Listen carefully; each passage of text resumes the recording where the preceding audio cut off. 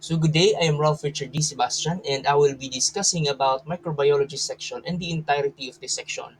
So for our objectives, we will be discussing about the primary functions of this section in the hospital laboratory, the equipments, instruments, and technologies that are used in this section, the common procedures carried out in this section and how they contribute to patient treatment and diagnosis, and why this section is important in the field of medical technology in healthcare delivery. And lastly is the recent advancement or trends in this section that are shaping its future. So now we will be discussing about the primary functions of microbiology. So in hospital laboratory, it serves as a critical component in terms of diagnosing and integrating therapeutic interventions aimed at combating these infectious diseases. So here are the following functions. So first we have pathogen detection. So in pathogen detection, this is done by identifying microbial agents, be it bacteria, viruses, fungi, through the use of microscope combined with the enhancement of its structure by the use of microbiological stains. Next is we have identification of microorganisms. So this is done through individually identifying each agar and correlating it one by one by basing it on its characteristic of its colony and isolating it to precisely determine its identity.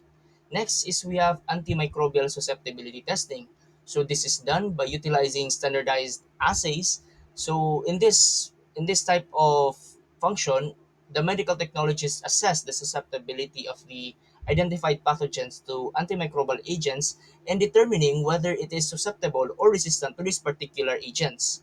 So, this guides the clinicians in selecting the most effective therapeutic interventions. And lastly, we have our infection prevention and control. So, this is done by also determining the trends of infectious diseases in its locality and be able to identify what are the causative agents in order to develop and implement strategies at minimizing its transmission. So in this part, I will be discussing about the equipments, instruments, and technologies used inside the microbiology section. So first, we have incubator. So this uses a compression refrigeration unit that ensures a constant temperature. Next is we have AFB and gram stain. Gram stain is used to stain specimen on a slide and determine pathologic bacteria. AFB, on the other hand, is used to determine acid-fast bacilli in cases where the patient is suffering tuberculosis caused by Mycobacterium tuberculosis. Next is we have Bacti Alert 3D. This is an automated microbial detection system which detects the presence or absence of microorganisms in blood and other sterile body fluid. We also have Vitek 2 Compact. So it is fast and accurate machine in terms of microbial identification, and it has extensive and robust identification database which produces rapid results. Next is we have our microscope. This is also considered as a medtech's best friend. So this also helps the medical technologists in identifying an organism. Next is we have our biosafety cabinet.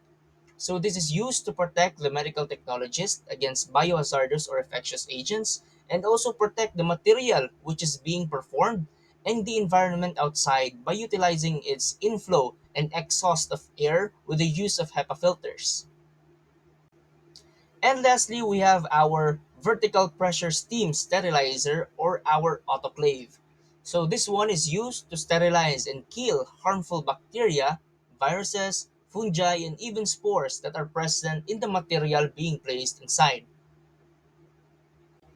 So before proceeding to the common procedures, it is important to first receive and log the specimens accordingly.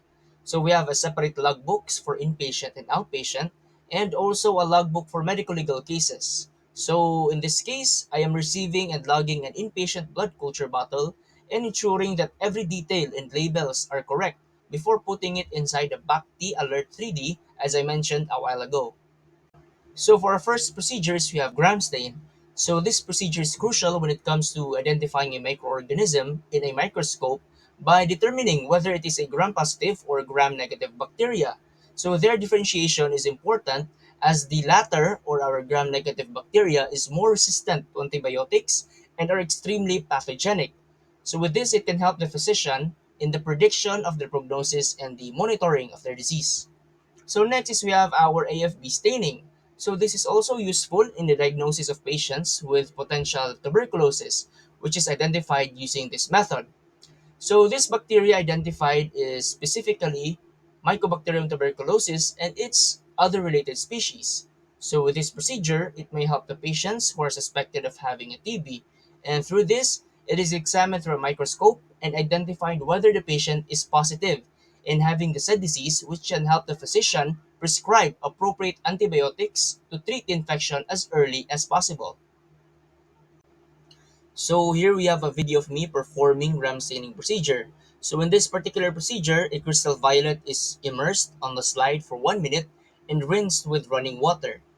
After that, it is then followed by iodine, which is also immersed on the slide for 1 minute and also rinsed after with running water.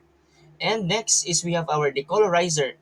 So we are going to be immersing the slide with this decolorizer until the color is removed and rinse it afterwards with water. And lastly is we have our counter stain, which is safranin, which is also immersed on the slide for 30 seconds and then removed or rinsed with running water. So after the gram staining procedure, it is then viewed under the microscope. So as you can see on the left side, we have a picture of me viewing the gram stain under the microscope. And also on the right side, this is the view of the gram stain under oil immersion. So as you can see, it is clearly evident that there are epithelial cells. We can also see pus cells and also our gram-positive bacilli. Next is we have our culture and sensitivity. So this procedure is done specifically to identify the type of bacteria present. It may be grown in specific agars. However, the one commonly used in hospital settings are maconky agar, chocolate agar, and sheep blood agar.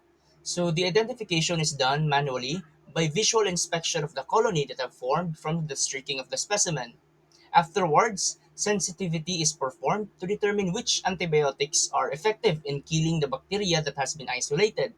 So this is done through exposure of our antibiotics and determine whether the bacteria are resistant or susceptible to various antibiotics introduced. So in this way, it may help the healthcare providers in choosing the most appropriate antibiotic treatment to maximize the chances of successful treatments towards the patients. Next is we have our blood culture. So this procedure is similar to culture and sensitivity. However, the one being used here are culture bottles by which it is utilized when a sample is drawn and transferred to the culture bottle containing liquid that encourages growth of microorganisms and is incubated for 24 to 48 hours. So once it is positive, additional sensitivity testing will be performed, which comprises of antibiotic testing, by determining which is most effective in treating the infection. So the result of this procedure can be used by physicians to confirm an infection in the body or other bodily fluids of the patient, which may help in the selection of appropriate antibiotic therapy and improving the health of the patient. Before performing culture and sensitivity, it is important to first receive and log the specimens. And after that, we will be identifying which agars we're going to use for that specific specimen. And after that, we're going to be straking the specimen onto our agars. And after that we're going to be incubating it. And by the following morning, workups are done to identify the growth of bacteria. Next is we have our KOH test. So this procedure is usually done by testing the patient's affected area of the skin, nails, or mucous membranes. The specimen is mixed with KOH and placed under the microscope in order to identify whether there are fungal elements present such as a branching filaments and visible spores.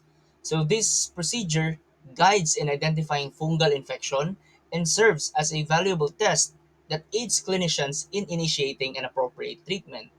And lastly is we have our Fern test. So this test is also done in this particular section as it helps in identifying whether the vaginal fluid is positive for fern-like patterns, which is indicative that the patient is in ovulation as opposed to the absence of the fern-like patterns. So this test may also help our physicians under obstetrician and gynecologists to further evaluate the condition of the patient. So why is this section so important in the field of medical technology and healthcare delivery?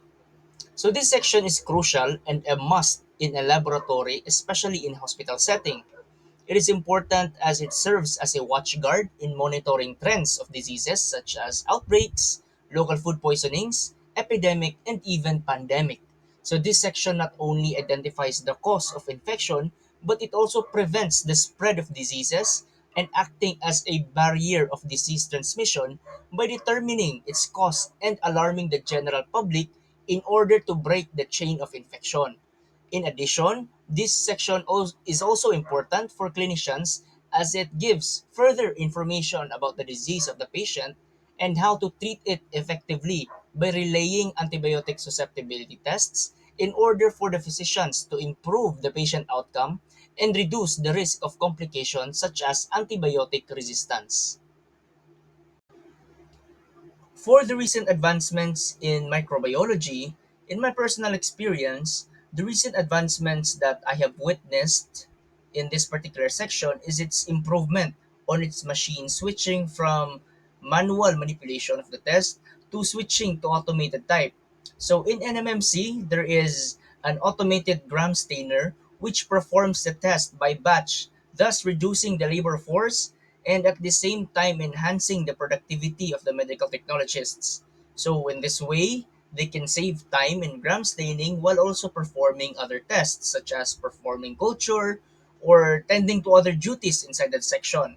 So these types of trends in this section gives further brighter future to automated use in microbiology. That would be all for my report. Thank you very much for listening and have a great day.